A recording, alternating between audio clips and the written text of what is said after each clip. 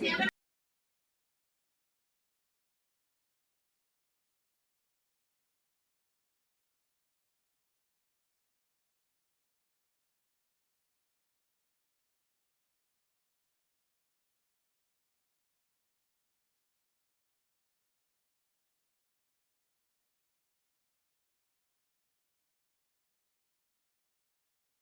fine.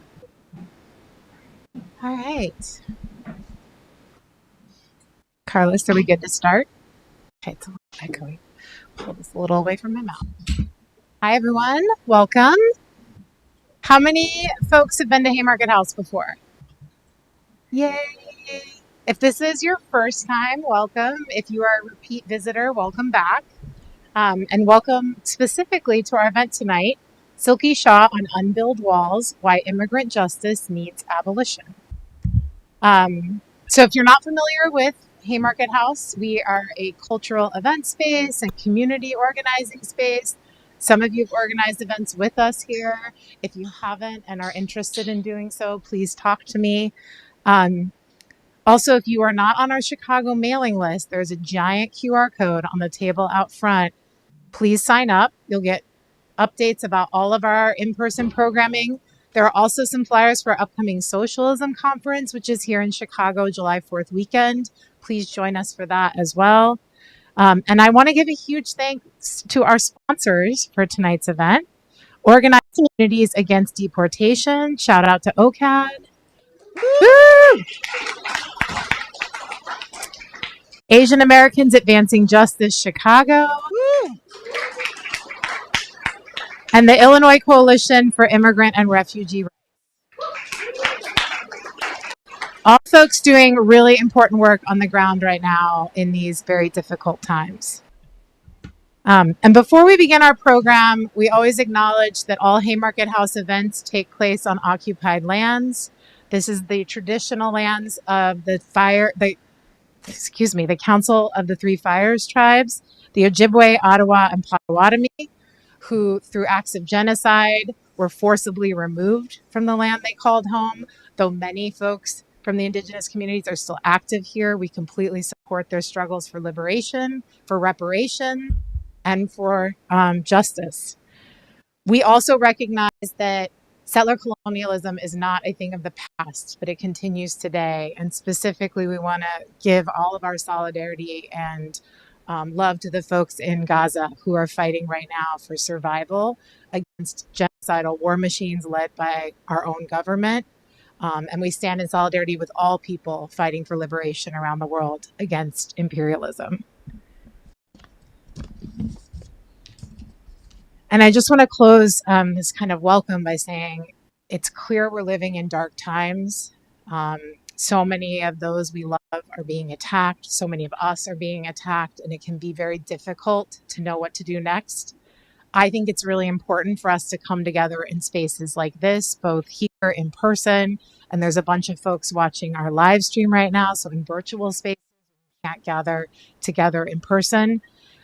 It can feel overwhelming and challenging for all of us to find hope in the darkness. But I think being in spaces like this and coming together in communities of care gives us some sense of light in these dark times. So thank you for taking time out of a Sunday afternoon to be here with all of us. Without further delay, we're going to start our program. I'm going to start by introducing the two amazing humans behind me. First, I want to introduce Charlotte Rosen, who's a historian and writer based in Chicago. She is also the programming and events coordinator at Haymarket Books, and I'm very fortunate to call her my colleague and coworker. So shout out to Charlotte. And Charlotte's going to be moderating the conversation tonight with the amazing Silky Shah. So shout out to Silky. And as many of you know, Silky has been working as an organizer on issues related to racial and migrant justice for over 2 decades. You do not look that old, but I'm impressed. Originally from Texas, she began fighting the expansion of immigrant jails on the U.S.-Mexico border in the aftermath of 9/11. Yes, some of us were organizing way back when against 9/11, when we saw the first wave of attacks on those we love and immigrant communities that has continued today. In 2009, she joined the staff of Detention Watch Network, a national coalition building power to abolish immigrant detention in the United States, and she now serves as its executive director. She is the author of the Haymarket book, Unbuild Walls, Why Immigrant Justice Needs Abolition, which is the focus of this conversation. And we also have copies of it for sale over there if you do not already have one. So with that, I'm going to turn it over to Charlotte and Silky.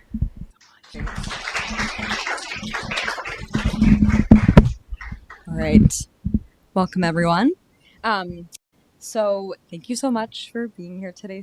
It's really an honor to be in conversation with you. And I cannot stress enough how much of a gift this book is to the movement. It's a book that doesn't only provide us with sort of like broader visioning, but also kind of on the ground tools for how to do this work today. And that's really rare and special. So thank you so much. So I want to start with a quote from a piece actually that you wrote for Truth Out in March of this year about the kidnapping and detention of Palestinian student activist Mahmoud Khalil. So you wrote, "What happened to Khalil should alarm every single one of us, not only because it portends the ways Trump is ramping up the targeting of activists to silence political opposition, but also because Khalil's encounter with ICE is all too familiar to the thousands of people who come into contact with the agency every week." And I think, this quote and the piece more broadly, which I encourage everyone to check out, hits on a point that I think is really central to Unbuild Walls, right? So, the current immigration regime of Trump 2.0 features no shortage of destabilizing horrors, ranging from the kidnapping of pro-Palestinian university students to the snatching of Venezuelan migrants accused of being members of a Venezuelan gang and termed, quote, enemy aliens by the Trump administration to El Salvador's notoriously brutal CCOP prison. But, right, as terrifying as these genuine escalations in border fascism are, many aspects of what people find so heinous about these cases are, in fact, longstanding features of U.S. immigration enforcement, tolerated, even as you show us, advanced by liberal Democratic policymakers as well as Republican ones. So maybe to start, I'm wondering if you could just kind of reflect on the first few months of at least Trump 2's immigration politics and how they fit into the analysis you detailed in your book. So what is kind of new? What is in fact more of an ongoing feature? And why is maybe understanding these kind of simultaneous shifts and continuities really important for our organizing? Thank you. Thanks everyone for being here. This is amazing. Amazing both because it's beautiful to do this with Haymarket, which it's been so incredible to work with Haymarket on this book. So thank you to all the folks who are in here who've been involved in that, and to be in this beautiful space. But also I consistently especially over the last few months, I was spending time with a relative who is a contract holder and was asking me questions about stuff, and I was like, Illinois is the best place you could be, honestly, right now because of the incredible work that's happened here and by many of y'all in this room. I've in so many ways, I've been just so inspired by the organizing here. So really grateful to be here.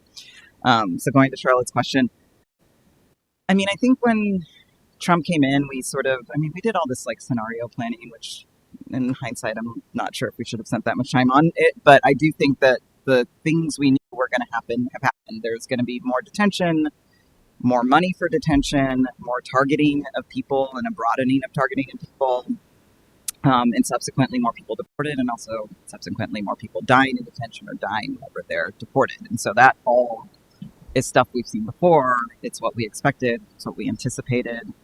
I think the thing about Mahmoud Khalil's arrest and sort of the response to it, I think there were aspects of it that many people in the movement were immediately like, okay, yeah, sure, this happens every day.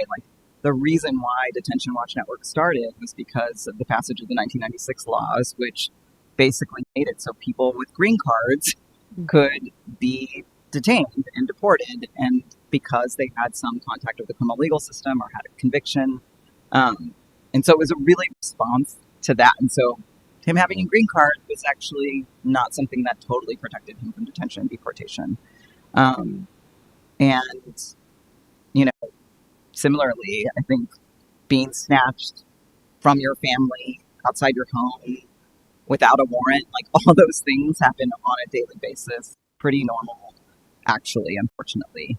Um, Being shipped to a detention center in Louisiana, like really far away from your family, also really, really something that we see all the time.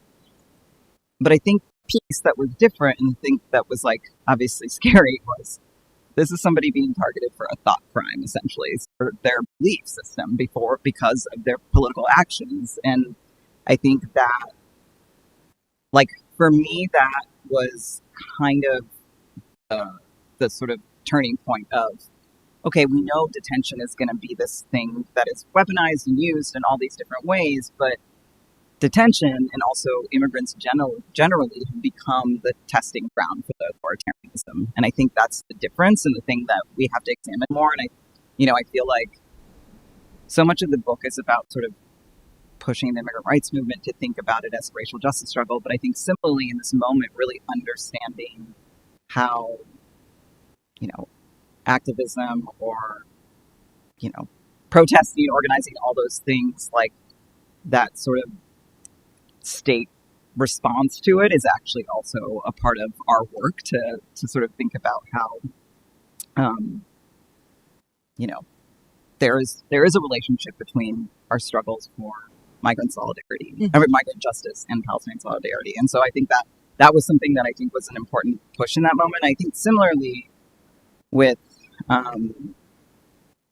people being shipped to El Salvador, I think there was this like, oh my God, due process wasn't happening. It's like, okay, of course due process, but due process hasn't happened for decades under this system for so many people.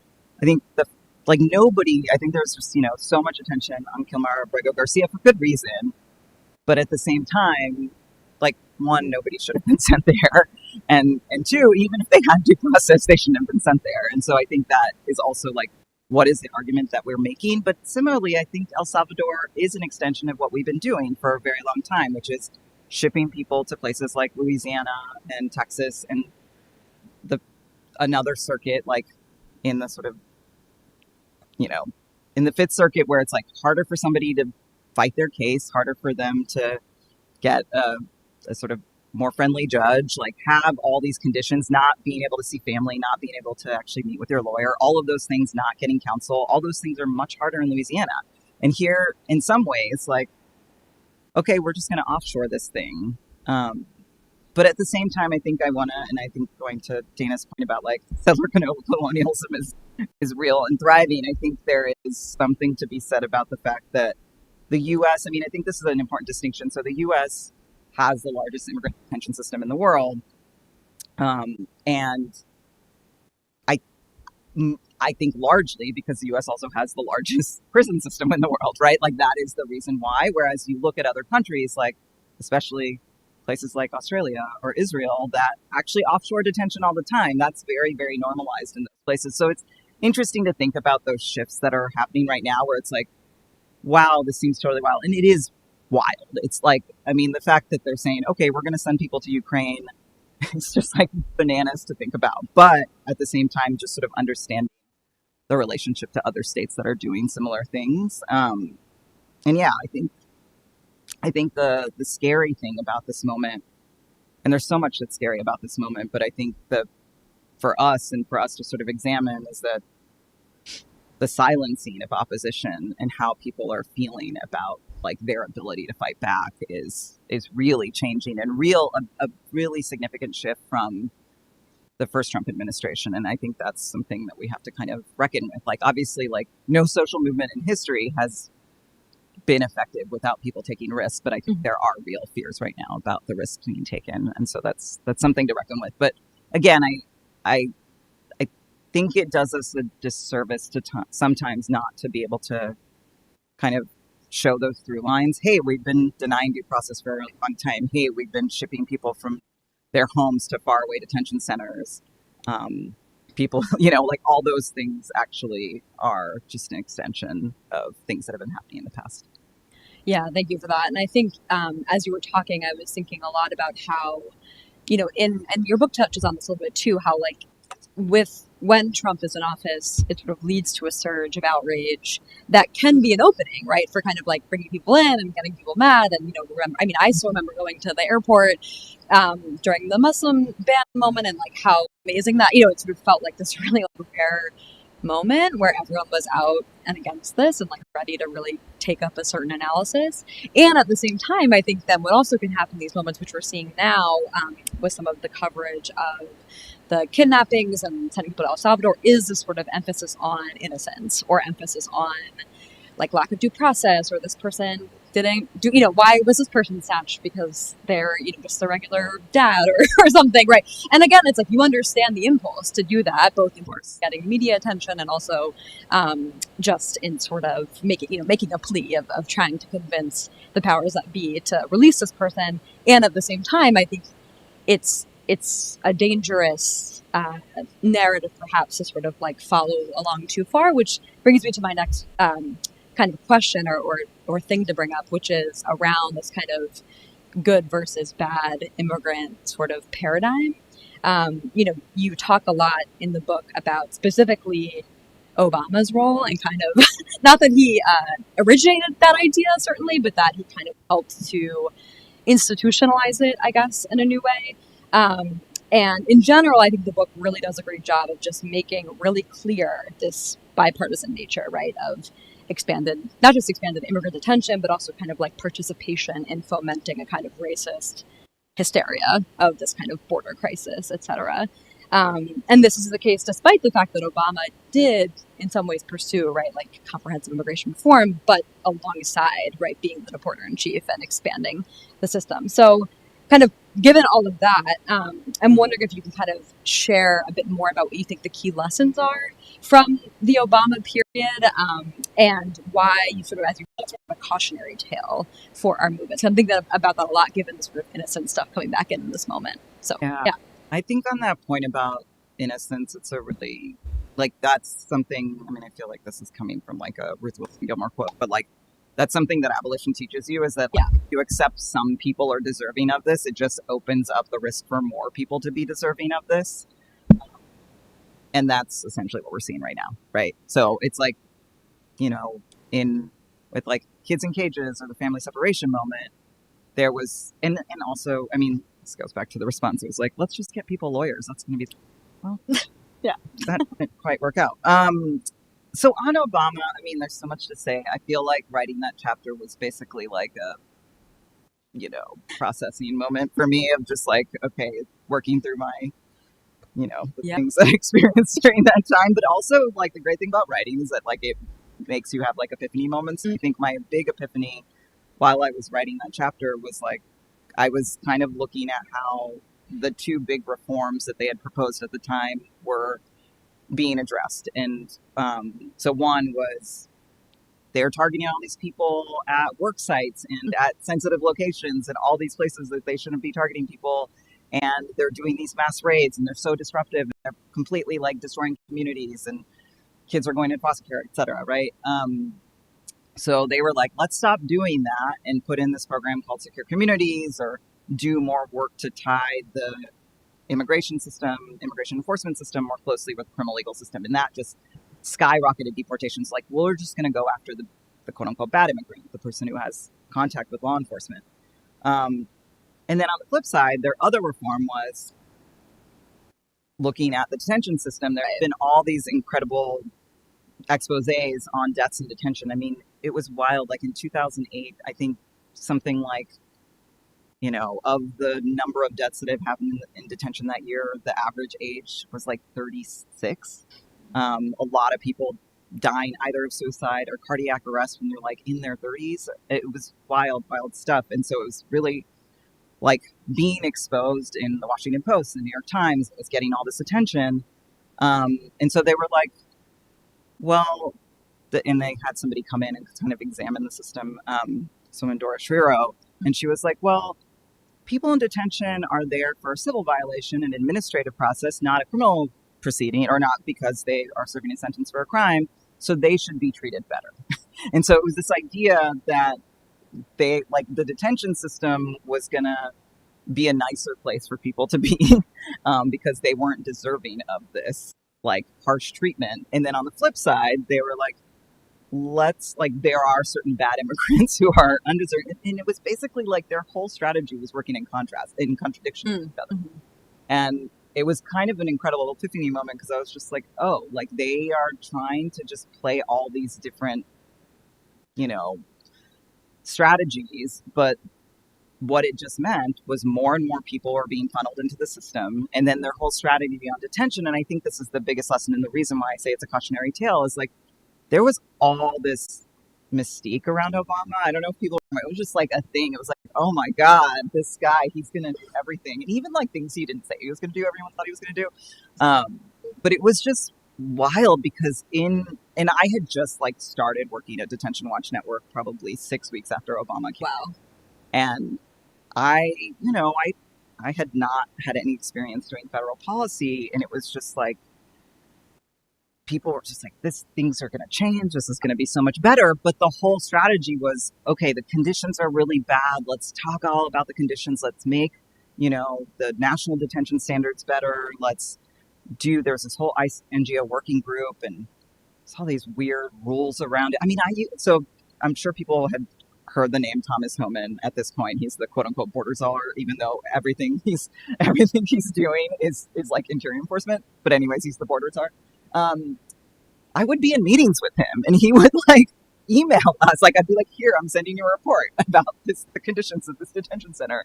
Maybe like receive this report," which is just Anyways, that was what it was, right? Like all these like career officials, and we were talking to them. We were trying to make the system better, and they just built nicer facilities. And what they did was consolidated the system and worked with more private prisons because they were like, they are playing ball and are going to make ostensibly better conditions. And, instead of these county jails, I mean, they really, really consolidated the system. It was actually quite significant. But that was what happened. Like, we were just like, the conditions are so bad. And they just made the system kind of more efficient and quote unquote nicer, even though it really wasn't nicer. That was kind of a lie. And then we'd just be like, okay, well, actually, all these people can be on alternatives to detention. Let's, look, Australia uses this ankle monitoring program. Let's do what Australia is doing. I don't know why we would ever look to Australia for advice on detention, but whatever. That was the conversation in 2009. Everybody was talking. Right. And they just instead, and this is the thing. This is actually like a lesson we should have learned already, because when you see criminal legal systems and how they've been reformed over time, is that all it does is expand the scope. So all these people who would have never otherwise ever been detained were now getting ankle monitors to be targeted more. And and I'm sure many people are familiar with James Kilgore, who's written extensively about this and experienced it himself. But he's here in Illinois. And I think, so I think for me, like, that's the cautionary tale of just like, you have to know what you're fighting for. And it was actually really helpful. And we, Detention Watch Network at the time was like, we believe in detention as a last resort. And it was always like, what's the last resort? Like, what is the scenario? So it was a process of kind of pushing ourselves around that. And then on the sort of other side of things where it was like, we're going to use the criminal legal system more, it was actually because so many more people were being deported and so many more people were being targeted, that people started to understand the criminal legal system more and being like, oh, actually, this isn't the way to deportations. It's not actually happening. And so I think that's, there was so much about that period of time that was like learning, like, I don't know, just leaning into these like public safety narratives, and it ended up giving a lot of credence to the Republican attacks. And so I think it played a significant role in sort of like the path to getting us to this place. Yeah, definitely. And I think that's one of the more, like, when you're reading this book, you're like frequently frustrated, right? And one of the most frustrating moments is when you sort of see, like, eventually, right, under Trump even, but certainly under Biden as well, like the Democrats being the ones to sort of like defend the status quo of criminalization, right? Like, even when there are potentially openings, even like in the early Biden administration, where there were some openings of like maybe getting rid of some of the restrictions on immigrants with criminal histories from having some kind of like, or like removing pressure and the criminalization against them, is Democrats who are like, wait, no, we want to like maintain crossing the border as a crime, or like we want to like uphold this system. And I think that is really, eye-opening, clarifying, and depressing inside of the book. So probably by now everyone probably has realized that kind of a central contention of this book is that you can't understand the rise of immigrant detention without analysis of mass criminalization and imprisonment, which in turn suggests, which again is sort of the main thesis of the book, that the immigrant justice movement has to be abolitionist and vice versa, right? That, movements for abolition need to be thinking about immigrant detention, thinking about immigrant justice. And you kind of help walk us through a number of ways to think about this. So one is just that like crossing the border is technically a crime, right? Or under federal law. But also you take us through the ways that immigrant detention, you mentioned this before as well, really grows alongside and sort of in tandem with the prison boom and with kind of the broader project of racist, tough on crime kind of politics and rhetoric in this country. And so I kind of wanted to ask sort of a version. I'm curious what you'll think about this, but feel free to take it however it makes sense to you. Like, why do you think these histories are often told separately? Like, who does that serve, right? And I think clearly there's a good reason to bring them together, as your book shows us. But I'm interested in sort of like why you think there has been this separation, and then kind of as like an additional follow-up, what really can be clarified or what can be opened up when we think about them together. I mean, it's very intentional. Like, there's no question that, I mean, it's a strategy to divide communities of color. It's a strategy to divide marginalized communities, working class communities. Like, that's what it is. And it's not something that's just like, it's so, I mean, it's just sort of like underlies everything. It's not even like conscious. Like, it's like people are just like, that's just how people think. And even in, I think I have this quote in the book at some point, like, unfortunately, because we live in a society that's very, at least our work, like, nonprofits are a very big part of it, though. Like, there's a lot about funding, and the funding, like, landscape philanthropy very much is like obsessed with these divisions. They're like, they like foster them in every way. And I remember a funder saying something like, like, criminal justice work is like a Black issue, and it's like totally absurd. And immigration is a Latina issue, and national security is like the Arab Muslim South Asian issue. And it's sort of wild to think about, like, and it's very intentional, because the thing about the immigrant rights world, or the way that we approach immigration kind of conversations often, is like we just accept the lie that's being told to us that immigration is about public safety and national security. Like, it's just a given. Like, of course immigration is about public safety and national security. It's just, it's actually not, right? Like, it's about family relationships. It's about, of course, seeking refuge, but also it's a lot about labor and work, and people don't want to have that conversation, right? Or if they want to have that conversation, it's in a very like capitalist, like, America's the best stuff that happens. And so I think there's, there's this like now there's, I'm sure people have heard this to some degree, but there, in the immigrant rights world, there's like these different terms that folks will come up with to talk about like a group of people who are experiencing something specific. So there's this term, BAMEMSA, which maybe my Asian American Advancing Justice colleagues have heard, but like, it's like Black, Arab, Middle Eastern, like South Asian, like, whatever. It's just like these ridiculous terms to be like, okay, this is the community that is affected by the national security frameworks, or like, this is and it's just like a strange thing. And it's like, no, actually, and I think the point that you're making is so helpful, because when I was working on the book, like, so much of my lens is coming from being in this movement where I'm constantly frustrated by people not realizing the problems with the prison industrial complex. But I think on the flip side, it's this real question of like people who are doing work around the criminal legal system not realizing how it's actually like the focus on immigration is also completely changing that system at the same time too. Mm-hmm. And so I think it's very intentional. And, if we could break some of those pieces down, and even especially in the immigrant rights movement, it's been very intentional, especially by lobbyists in DC, where it's like, they very much push the good immigrant versus bad immigrant, and like the immigrant being the sort of most like perfect valedictorian, like, being in the military, being XYZ, just like patriotic. So all the sort of narratives that were being pushed on us, they were like, well, you've done message testing and root causes doesn't work as message testing. And it's just like, really, I can't talk about U.S. empire or war, and I'm just supposed to be like support immigration. And similarly, I think, you know, there was so much hesitance, especially in that sort of early push for CIR, to ever talk about immigrants with criminal convictions. Mm-hmm. It was just a constant like, no, that's going to make us look really bad. So we should just like ignore those people, or, essentially throw them under the bus. That was always what we talked about. So I think if we're able to get past that, I mean, there's so much more power we could build. There's so much more we could do. And I think already we've seen with a lot of like local jail fights, when the people who are doing work around cash bail and doing work around like the ICE contract and doing, there's like so much more possibility of what can happen. You build broader coalition. Mm-hmm.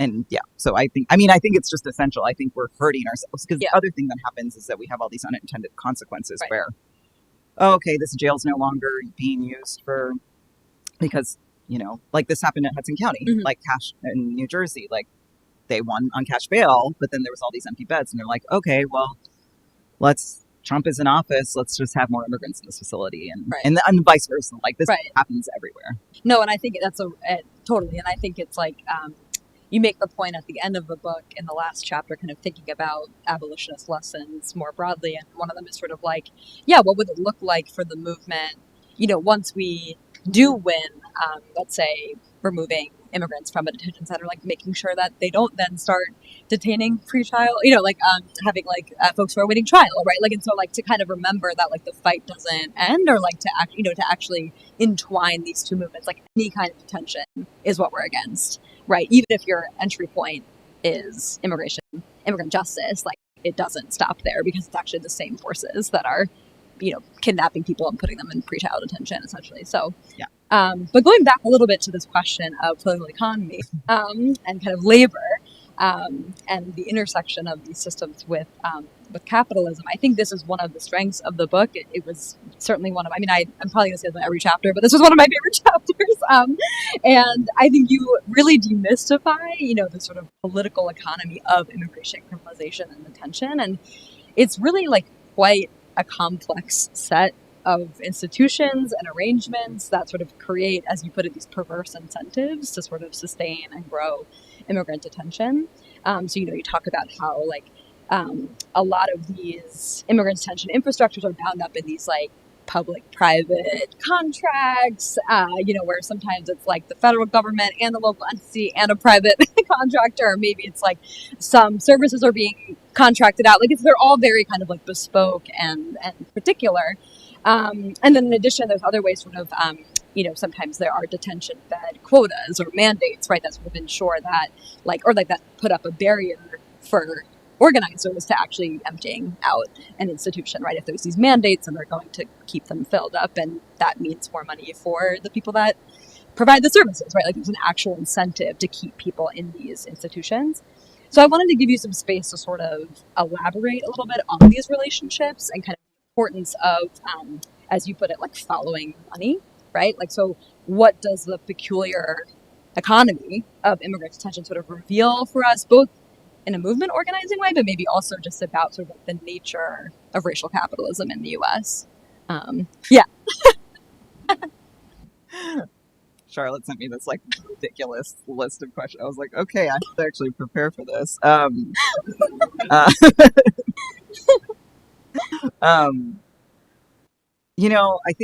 do think actually the like starting with the private prison piece is instructive and helpful, and then sort of going into the other pieces, because I think it's funny because, private prisons became the like bad guy in all of this. And then, in 2016 when Hillary Clinton was running, she was like, I'm going to end private prisons. And it was funny. I remember talking to somebody and I was just like, I don't want to do a private prison. And my whole like everything I started out doing was like private prison work. So I was um, in Texas, and I started working with this group called Grassroots Leadership, and they were doing anti-private privatization work for a really long time, and then started focusing on private prisons. And so I started out as being a organizer, like national organizer with students after I graduated to try to help these like divestment campaigns, which is like my big critique of them. And But then at the same time, I was like working in Texas, and all these speculative private prisons were popping up, and even not just speculative, like some were being solicited by the U.S. Marshals, and all of them were for immigrants. And so to me, that like all that, the idea these things were divided, it was like, no, like everything that we're seeing is just like a prison boom after 9/11 for immigrants, essentially. Um, and they were all private also. And, at that time, and there was like a lot of people having, in the criminal justice world, there's like a lot of tensions around this question. And I think some people really leaned into the privatization piece. And I remember the organization I worked at was one of them. And there was this thing called the Public Safety and Justice Campaign. And at the meeting, they had invited a bunch of California corrections officers who were a union. And they were like, this is the group that's going to help us in working with like AFSCME and other, like basically like prison guard unions to make the case against private prisons. And just like that was really like, it was like, wait, what? Yeah. What are you doing? And I think in Texas, I was like, okay, there's like strange bedfellows in this. Like, we have to kind of like think about this work, but it was really, really dubious. And there was a lot of tension around this. And, we were joking earlier. I'm not actually an academic, but I think there's a couple of us here who are from the Gilmore School of, and not just Ruthie Gilmore, but also Craig Gilmore. Yeah. I feel like the thing that's actually really helpful about the way that they think about this is, it's not that they're like private prisons are like better than whatever. Like they're it's very much like all prisons are bad, and actually like all of them are tied to an economy. Mm-hmm. It's not just that private prisons are tied to an economy, and the U.S. economy very much is like central to the U.S. political economy is prisons and also the military, right? Like those things are really, really central, and understanding that actually, so many of our fights, one of the hardest things, and Fred can tell you this, is like, I remember the hearing about McHenry County, which I watched on video and Fred spoke at, but like their whole thing was like, we're getting revenue for the federal government, and we don't want to end this contract here in McHenry County for this jail because it's going to hurt our ability to make some money. And there's this like symbiotic relationship. And so the thing is, and that's a county jail, and that's just, so it's true for every facility. And so that's part of it. It's not just like, I think for Ruth Wilson Gilmore and other folks, like sometimes the private prison piece can be a distraction from like the bigger question of actually all of this is tied to an economy. People are dependent on jobs. And the number one reason, actually, there's been studies about this, like a lot of people are like, oh, it's because of the American Legislative Exchange Council. It's because these, members of Congress are getting funding from lobbying from and money from private prison companies and whatnot. And it's like, no, most of the time people are voting for private prisons or supportive of these policies because their local jobs are dependent on it. Like that's like such a central part of it. And so I think the like, understanding some of that political economy was really, really helpful for us in kind of thinking through, okay, what are the arguments we're making? What are we thinking about? And of course, there's been like a lot of conversation about just transition from fossil fuels. And so like, how do we think about that in terms of the prison industrial complex? Like, these aren't the jobs that people necessarily want. Mm-hmm. And of course, like you look at Border Patrol and it's mostly Latina people. It's, like this is what these systems are. And so trying to kind of have a bigger perspective. And I think the thing that's been really hard about the private prison question with in the immigration conversation, of course, like it's majority private prisons. It started out like the first private prison in this sort of like modern era is the Houston Processing Center, right? Which was a CCA, Corrections Corporation of America facility that opened up in 1983 and 1984, and then Geo Group, also their first facility was in Aurora, Colorado, and it's still, both of those are still in operation today. But like they started on immigration, and it was a time when neoliberalism was on the rise. And I think there's a great piece that both Ruth Wilson Gilmore and Craig Gilmore wrote about the anti-state state, and it's sort of this big question, right? Like, do we? There's just this sort of like, you know, obsession with like the bad actors being private companies, but actually the private companies only exist because the state is allowing for them to exist and giving them the resources to exist. So if you have a lot of divestment campaigns, which I mean, I remember being on this call with the folks who did the corporate backers of hate campaign, which I commend because I think it really helped shift the conversation and helped people understand. It was like a really good raising awareness strategy, but it was interesting because they were strategizing. They're like, well, we won this and this is so awesome. And like, where do we go next? Let's like go after Amazon now. I was like, that's cool. That's awesome. Like that's fine. But like, I don't really care that Core Civic and Geo are making less money.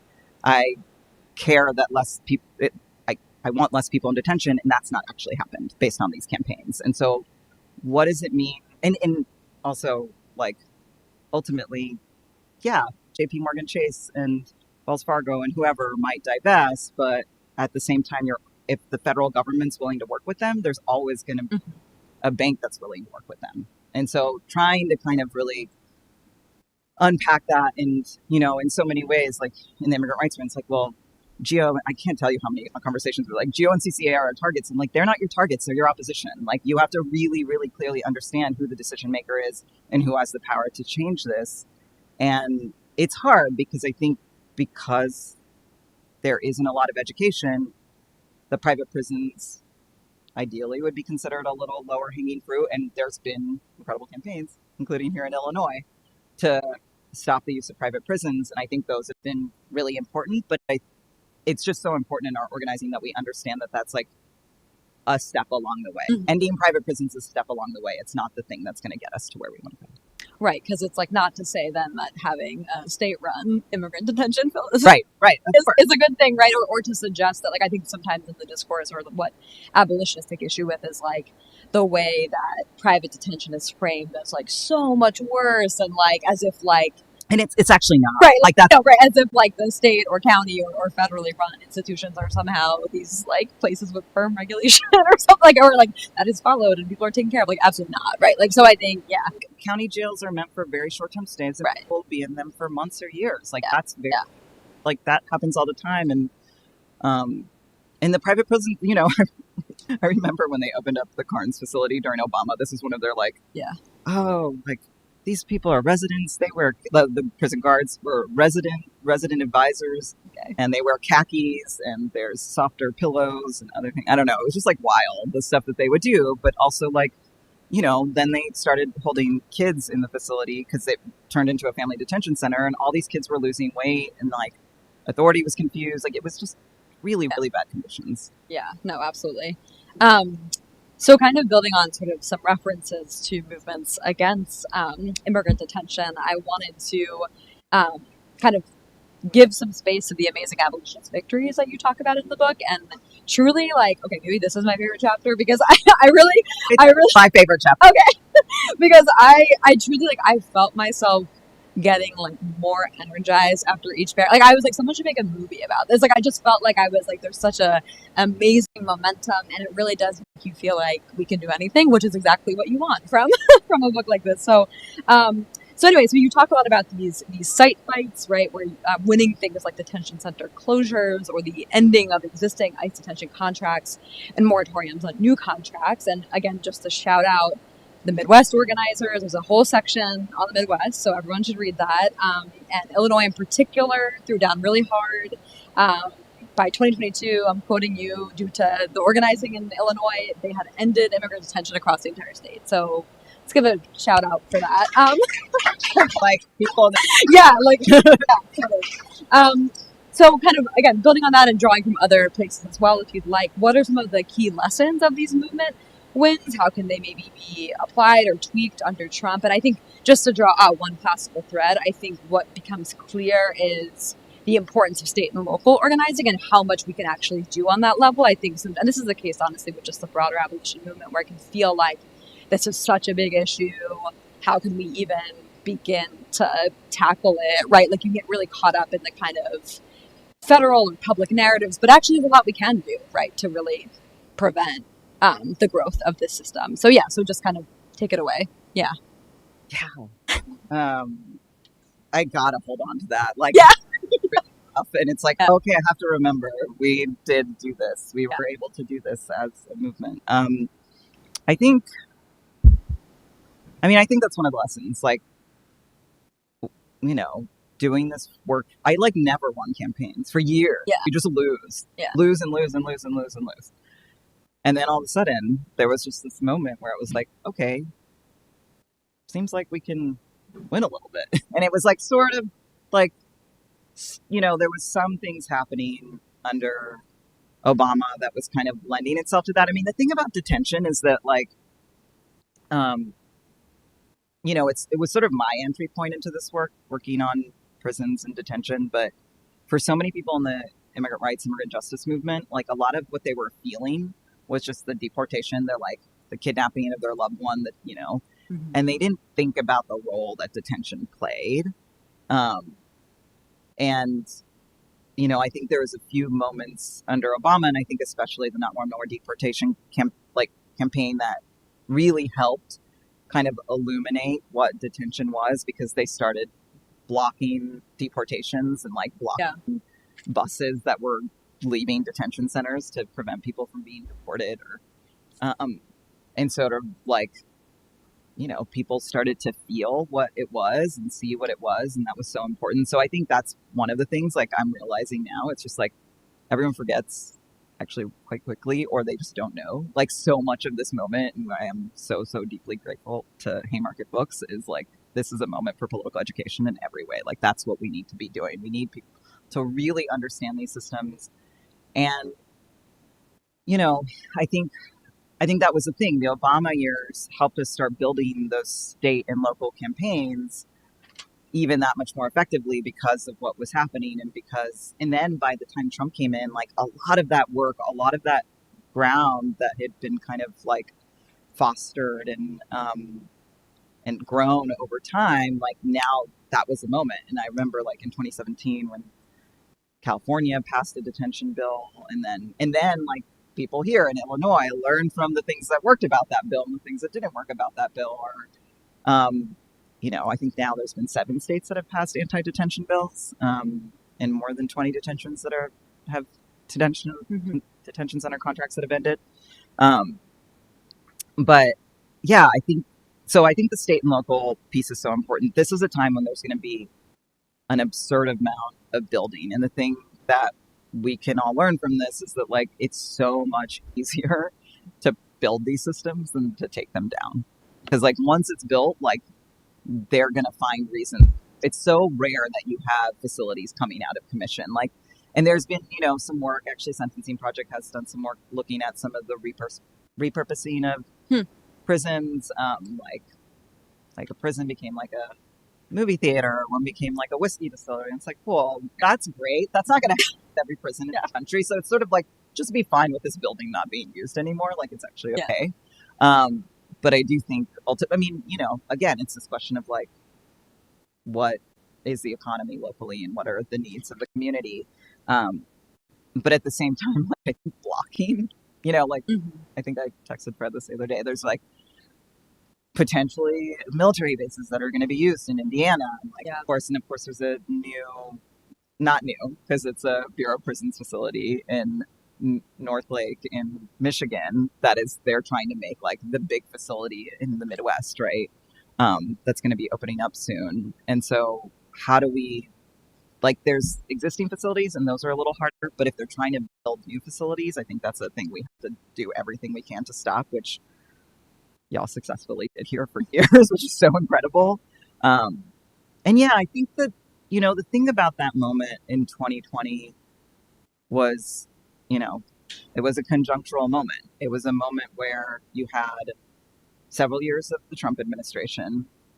And so there was already a lot of, like, you know, there's the abolish ICE moment, which I have a lot of feelings about. But there, but there was like years of people like anti-immigrant sentiment that people were fighting against, and that had been building up in a lot of work that had happened locally to block what Trump was trying to do. The pandemic started, and people started to understand prisons in a different way, just because of how they were spreading infection, and there was this real question of like, why do we keep people in these institutional settings? It's not actually good for our public health. And then, there was the George Floyd, Breonna Taylor, the like uprisings of the summer of 2020. And it was like all those things came together, and it was our opening. It was like, okay, because we had been building for so long, it's, there's this, in organizing work, you like think about it, it's okay, like, what's the lose-win scenario? Like, you keep losing and losing and losing, but what are you building towards to get to a place where you're winning? And I think that's what we did over time. We were losing, but we were building up that base. We were building up the narrative. We were building up the power and like bringing more people on board. Strategies were getting like sharpened. Like that's when the IGSA strategies, right, service agreement strategies, the private prison strategies, other things were getting a lot sharper. And we were kind of ready to go. Like I remember when by the end of that summer, there was a story about the women at Irwin who had received forced gynecological procedures and hysterectomies, and that sort of just like blew up.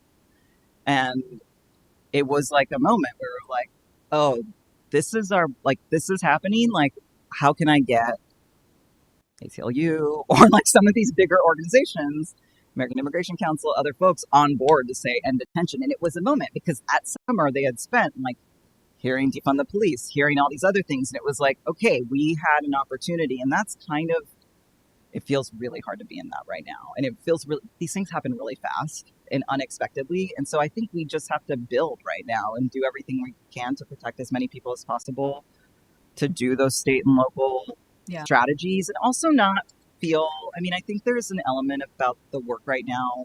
There's, especially in the like nonprofit world, there's so much like posturing. It's like, oh, I'm amazing and we're amazing because we did this and we're so great. And it's like, get over that. Like, no, like a lot of the stuff we're doing right now is behind the scenes. It's like completely the behind the scenes. Like it's underground. It's trying to do everything we can to protect people. And that's kind of what we have to do in this moment to like build ourselves up and keep ourselves going. And see if there's those possibilities of wins along the way, and then prepare for that moment when we have an opening again. And I think, again, the lesson right now, it's like detention is being weaponized. Detention is the testing ground for a lot of this. How do we show like 30, 40 years of accepting this and growing this has actually made it more possible for Trump to do what he's doing?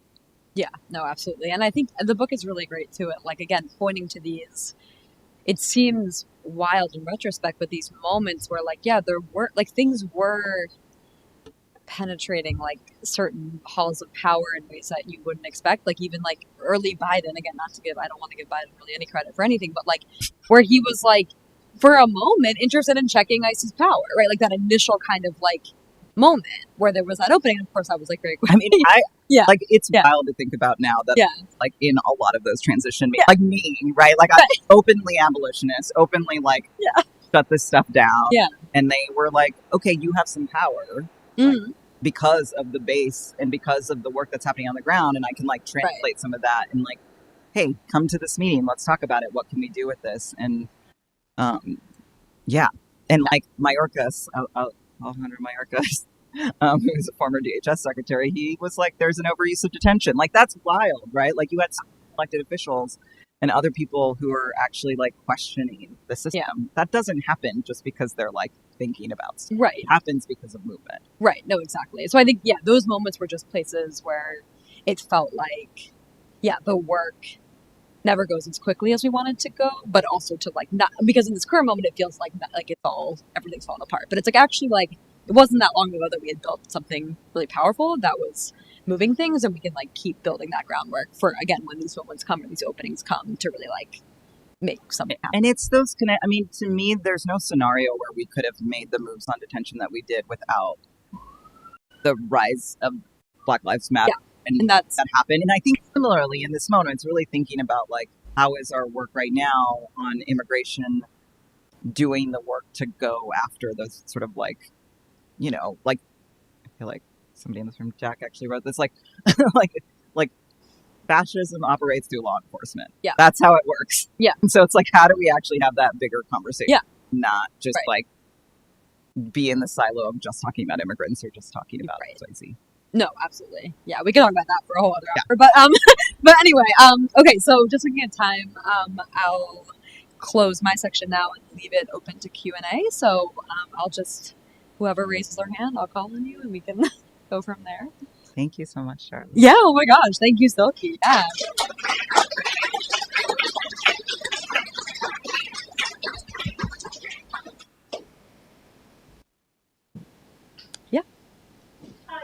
I guess I'm curious about your take on sort of the reliance on the judiciary check, check the sort of at least immigration-related sort of actions by the administration. Not a huge fan of the due process because, I mean, in my personal politics, just because that's not a place where I think consciousness raising happens, and a lot of these narratives that you talked about like bad and good immigrants get reified in those spaces. But yeah, one, curious about that, and two, it was like a throwaway comment where you're like, you had feelings about the Welsh ice moment. I was going to say I'm glad you brought that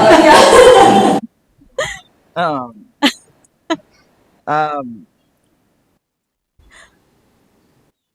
Yeah. Like, I don't know. I think there's just this way, unfortunately, and I do think the like nonprofit industrial complex and whatever elitist spaces and all this stuff has kind of lent itself as like lawyers are the answer to everything, and that's just like not true at all. And it just doesn't actually work that way.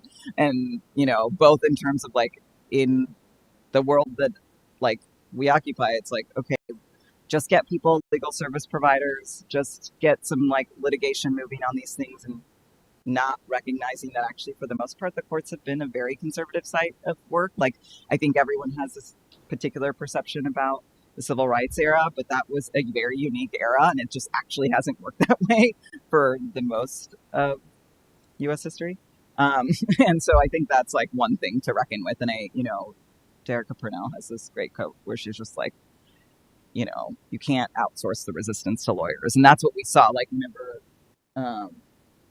like with the Muslim ban back in 2017, it was just like, okay, this is going to be a strategy in the courts. And I think there is this narrative always. It's just like litigation is the answer to everything. But it's like there's so many laws on the books that actually like nothing really happens with. And it's just kind of like, you can administratively shift these things. Like for years, you had the laws that prosecuted people when they crossed the border, or if they had been here or they had crossed the border twice. And those were on the books since 1929. But it's not like people spent a lot of time in prison for, 60 years or 70 years, however long. Like, and then all of a sudden there was this huge rise in mass incarceration, and they were like, and then after 9/11, it was like, okay, let's start prosecuting more and more people. And so that kind of stuff where you're just sort of like, okay, I know it's an important like side of the work, but it's not the only side of the work is the way that I think about it. And I do think it's a little bit hard because there's like a litigation world where they kind of see themselves as gods, and it's a bit of a challenge in the work. And I think especially in immigrant rights work, there is this sort of challenge between organizers and lawyers where a lot of lawyers I think a lot of organizers will get intimidated because immigration law is so complicated. It's like kind of like the tax code. Like you're just like, it's so confusing. And it's a disservice because actually the moments when we've been most effective is when organizers and lawyers are working together and thinking through strategy. And so I think right now what's really hard is that people are really just focused on these particular cases as opposed to really thinking about how are we changing the power of our work to actually stop these things from happening. And then on the Abolitionist piece, I think what was so hard about that summer, there's so many different things, but like there was this like white guy blogger who was really, or whatever he was, I don't know what he was, but he was really annoying and he was on Twitter all the time. And he wrote abolish ICE, and everyone was like, this guy came up with abolish ICE, this one white guy. And so that was annoying in and of itself. But then it was a response to the family separations. And the thing that was happening with the family separations was actually completely related to Border Patrol and U.S. attorneys and what was happening at the border. Like ICE was actually not involved in that. It was at the border where you had, immigrant families being ripped apart from each other. The parents would go to U.S. Marshals custody or sometimes BOP custody, and then eventually ICE detention.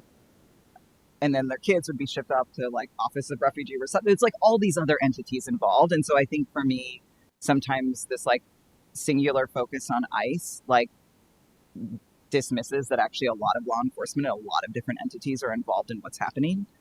So yeah, that's part of it. Yeah. But like if ICE was abolished, I would be happy.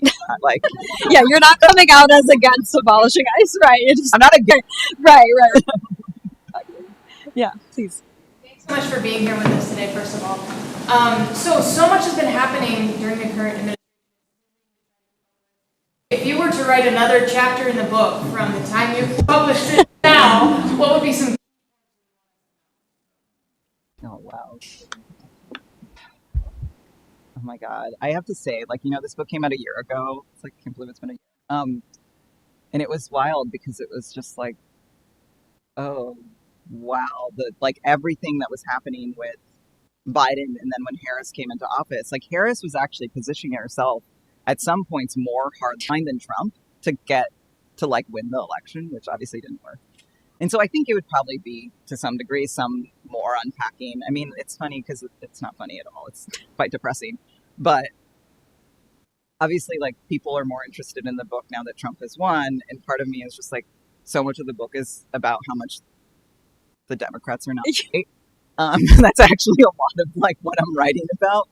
And so I think I would spend some time just really unpacking a lot of how much damage Harris's campaign, Biden and Harris's campaign did. And then also, in the book, I write a little bit in chapter 4, I spend a lot of time unpacking the sort of comprehensive immigration reform fight. And there was these two people in particular, Frank Sherry and Cecilia Munoz, sorry, who actually I feature in the chapter, at least one of them I do. And they were so integral to like pushing the good versus bad immigrant frame, pushing the idea of CIR, which was comprehensive immigration reform, which was like, let's get legalization for these good people.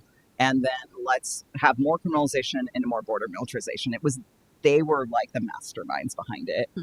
They wrote this piece in December that basically was one of those like blame the groups pieces that was like, and actually like linked to Detention Watch Network and National Immigration Law Center and United We Dream. And it was like, these groups are the problem essentially. And the reason why Harris lost, which is just wild. And so I think I would probably spend some time unpacking that. But the thing I'll say, and the thing to know about that is that in January, like mandatory detention law has been around since 1988.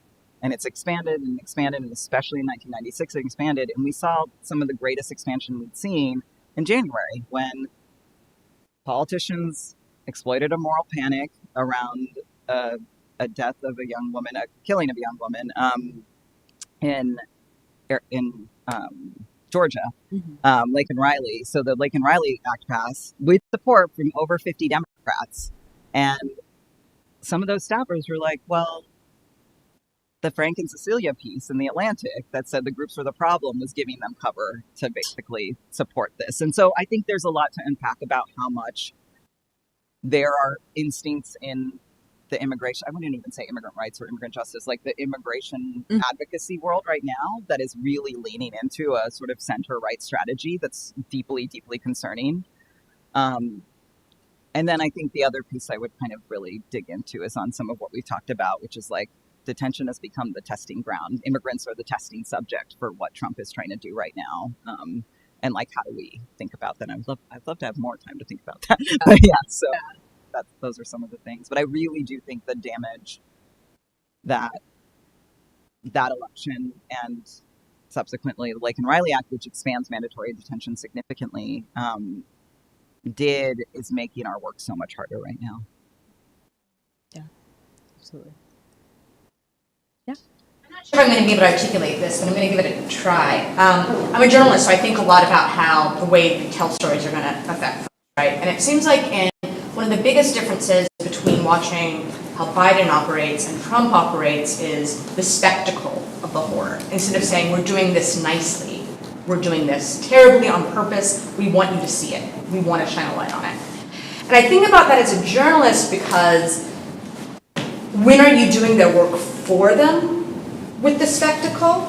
But then if you don't do that work, what are you allowing to be hidden? And I'm kind of curious how you think about that in the activism space, about navigating the horrors and how you present them so you're not boosting the spectacle. Does that make sense? Yeah, it's such a good question. I'm not sure if I'm going to have I feel like something I want to spend some time thinking about. I mean, I think one of the things I did mention in the first question that Charlotte asked is that is so, it's the cruelty is the point thing, right? And like the ASMR video of people being taken to El Salvador, or even the recent news about them wanting to do like a Hunger Games type situation for immigrants to get citizenship. It's just it's so deeply disturbing. I think one of the challenges is that like some of this does happen in a sort of much more mundane way. It's like somebody's interacting with a police officer or somebody, I think there is this like, oh, look how violent this thing was. But like,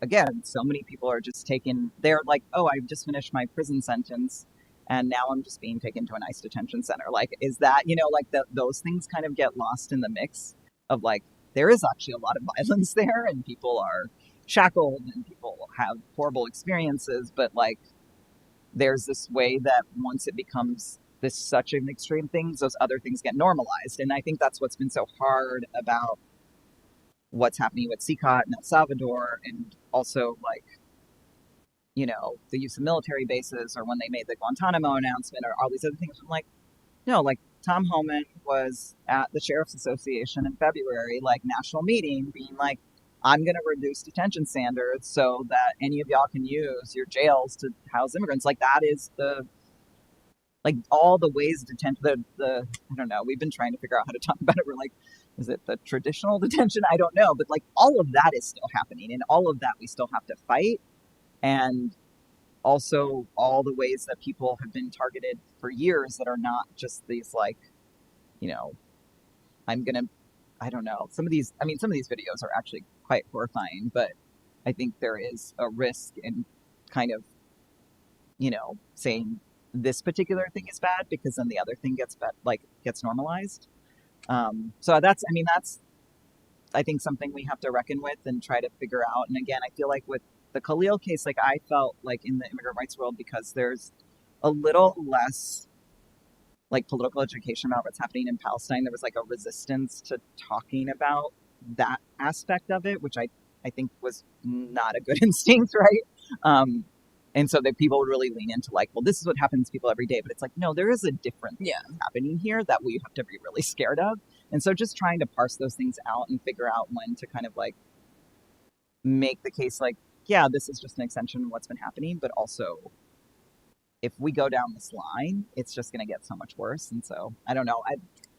Great question though. Yes. So one thing I really loved about Unbuild Walls, the book, is how it made it very clear how the immigrant rights. I'm curious, like, what would be your top lessons, kind of going in the opposite direction, like the movement to end mass incarceration? What can we learn from the immigrant rights? Kind of. Yeah, I think it actually goes back to a lot of the conversation on the political economy stuff. Like, I really do feel like the unintended consequences, like I tell the story about Louisiana, which of course now has 7,000 detention beds, but there was this period of time where, and the leadership in Louisiana is much worse now, but there was a period of time when, because Louisiana has like the highest rate of incarceration in the world, and so there was this period of time where there was an intention to say, oh, actually, we're going to move away from incarcerating this many people. And actually, there ended up being a lot of empty prison beds. But then it was in 2017, 2018, and Trump was like, okay, or ICE at the time was like, let's swoop in. And so there ended up being 6,000 more immigration detention beds at that point. And so I think the like unintended consequences is a really, really big part of it. Like at every sort of level. And even right now, like when you look at what's happening in Texas, it's like they're trying, and actually several other states, we're actually working with a lot of quote unquote red states that are dealing with them trying to actually, immigration is really like a federal policy, federal law, right? And like people looking at that, but they're changing immigration law or like criminal law at the state level to target immigrants more. So you have in Texas, for instance, like they have this quote unquote smuggling or harboring law that says if you're smuggling an immigrant, quote unquote, you could get a 10-year mandatory minimum prison sentence. And so like they're doing things that are like fully changing the way criminal law works in Texas, and then like emptying some prisons to use them for the people who are being prosecuted in Texas for Operation Lone Star. Or now like those things are evolving, and it's just, yeah, I just think there's just like so much terrain. And even when, I don't think immigration crimes are like the number one federal crime at this point. I think it goes between drug and immigration crimes, especially after the pandemic. It sort of went down a little bit, but it's still about 30% for both. But again, you have like this huge federal system and Federal Bureau of Prisons, and you had this whole other sort of shadow prison system that existed for a long time. And so it's this, there's so much about understanding how the targeting of immigrants is like expanding and amplifying the prison industrial complex that I think sometimes gets lost. Yeah. Totally. Okay. Any other questions? Oh, yep. Uh-huh. Kind of going back to the cruelties, the point sort of topic. I've seen some arguments that like a lot of these very high profile acts of, taking people off the street, like, unnamed masked people, like you mentioned the like Hunger Games game show, like all of these things are maybe an indication that like it's actually like sort of a sign of weakness from the Trump administration currently, that they don't have the state capacity to be like carrying out mass deportations like they want. So, instead they do these sort of ridiculous acts of cruelty.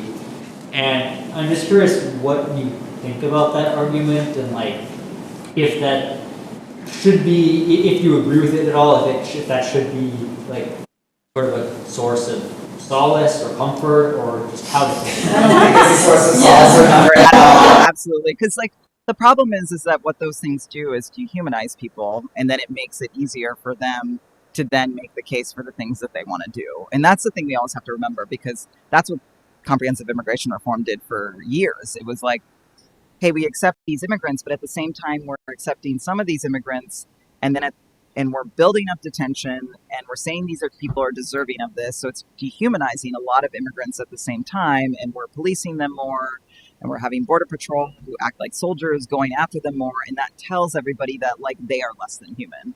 And then that makes it actually that much harder to get legalization. And I think that's the thing about like, there is no question the scale of what they want to do is not meeting what they want to do. But it's because of the years of sanctuary policy and work that has happened in places like Illinois and elsewhere that said, no, you're not going to be able to target all of our communities. And so I think we have to defend those with everything we have, and build on those with everything we have. And then I think with those sort of instances of the cruelty and the sort of visceral cruelty, I'm struggling with this right now, because I think, my whole job for whatever, 20 years or so has been to fight for that person who's perceived as disposable, who's the quote unquote bad immigrant. And for me, especially with like Harris's campaign and everything that happened last year, like I didn't really kind of reckon with the idea that it would, like, how much harder it was going to be to do that when nobody was fighting for immigration at all, or for the quote unquote good immigrant or anything, right? Like, it's actually like there's been so much dehumanization of immigrants because of Biden's response after the Republicans took back the narrative that it's harder for all of us. But I worry a little bit if we just go down the path again to be like, immigrants are good, immigrants are great, whatever, all the things, that it's not getting at the core of like the problems, because so much of the reason why immigrants are being targeted right now is because they are the scapegoat for the country's problems. They are the scapegoat for economic insecurity and for the like scarcity mindset that everybody has. And that absolutely played out here in Chicago when Greg Abbott, who I think does not get enough attention at all. Like, I think Greg Abbott was like, people focus so much on Trump, but like the amount that Greg Abbott has done, both in stopping really good like policies to provide relief, but also the busing scheme that actually divided communities here in Chicago. I mean, you know this better than I do, right? And so I think if we go down this path of just doing the thing that's just like immigrants are good, it actually takes away from our shared humanity. And so I think that's something that we got to work on as a movement and the work that we do. And going back to the question that was asked before about like how to get other folks to kind of engage and understand. Yeah, it's interesting because in another interview that Silky did at Public Books, like you mentioned, sort of like on the one hand, there's this terrifying loss of that basic liberal narrative of like immigrants are part of our communities, like, which is like, again, sort of not sort of like as neutral or at least like net good mostly sort of narrative, right? But so on the one hand, that being gone is terrifying and feels like Democrats have just like fully capitulated to a kind of criminalizing framework. And also you talking just now made me think about how it also then, in a way, it kind of like clarifies the issue where it's like, okay, so actually like the basic liberal narrative is gone and that is terrifying, but that gives us space to actually sort of push beyond it and to say like, well, of course, you know, people are part of our community, but that doesn't just include the, you know, immigrant who's the valedictorian of their high school and who, you know, whatever the various story is, right? It actually includes everyone, no matter their criminal history, no matter any other kind of like, perceived infraction that that someone could put on them. And so, I don't know, it's like both a terrifying and distressing development for our organizing, but then also maybe a clarifying moment, like for our movements, which can sometimes be the case, unfortunately. I think it's a good time for like, you know, there's opportunity in crisis. So this is a good time to like experiment, figure out how to, you know, play around with things and see if there's ways we can expand on some of these narratives or like, you know, go to different places to like bring more people in. And I think one last thing, I do think it's like, you know, we should not obviously allow liberals to sort of co-opt our movements, but I do think that there is like, I don't know, it's like, this is a moment of like a lot of liberals being upset about very scary stuff that they're seeing. And I think it's like, yeah, seeing it as an opening for political education and a reminder that like the things that the Trump administration is doing, these like horrifying images that they're putting out and messaging, like this actually doesn't resonate with a lot of people. It resonates with some people for sure. And that's also something to be confronted with. But yeah, I think this book also doing that work too. It's so interesting. We do a lot of like message research, and I was like, you know, we were talking about student detentions, like who have been targeted, and the people that we work with are like, people don't relate to those students. And I was like, what? They're the people I relate to most. But it's just interesting. So you're trying to think about like, you know, how are people sort of understanding these, and whatever, we're here at Haymarket House. Like, obviously all of us really relate to that, but I think there's like some elements of just like, what are the ways to bring people in and not like, you know, I don't know. It's not a time to just like put people on a pedestal. It's a time to show our like collective, right? Like that's no, absolutely. Okay, we can keep talking for a long time, I'm sure, but in the interest of time, I'm going to wrap this up. But thank you so much, Silky, for writing this book, for being here today. Thank you all for being here.